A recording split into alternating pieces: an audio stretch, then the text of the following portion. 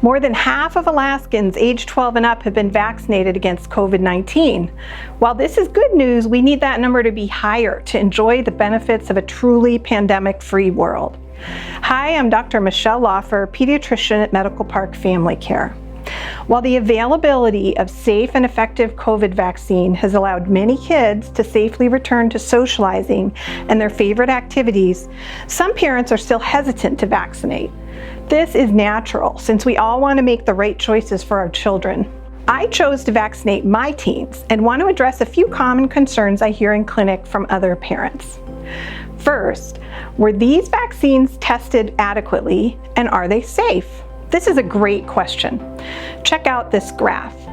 All vaccines go through the same steps for approval by the FDA. COVID vaccines are no different.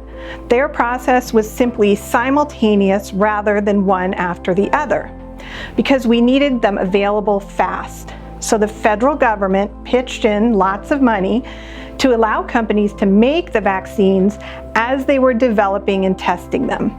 It was sort of a gamble, but ultimately a handful of vaccines emerged to be both safe and effective and were immediately available for use. Plus, vaccines are continually evaluated and remain under the microscope of the scientific community and FDA.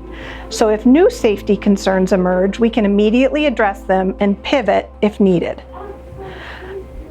Another question is, do these vaccines change our DNA or have unhealthy ingredients? The current available COVID vaccines for children carry 4 things: a snippet of our mRNA, some salt, some fat, and some sugar. mRNA is not the same as DNA. mRNA vaccines do not interact with our DNA at all. They provide our body a tiny blueprint which is broken down and eliminated in days. Another question is, should I vaccinate my child when kids don't get that sick with COVID? Fortunately, it is true that children have lower rates of hospitalization and death from COVID than adults. However, they do suffer from serious longer-term effects of COVID, including a life-threatening condition called MPFC, inflammation of the heart muscle, which can limit athletic participation, and difficult-to-treat long COVID symptoms, which can occur in up to 30% of people who have COVID disease. Ultimately, vaccinating our children allows them to get back to the business of childhood.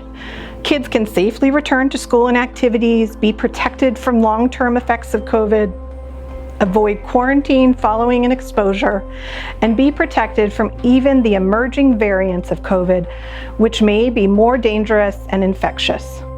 Still have questions? Reach out to your healthcare provider or come see us at Medical Park Pediatrics.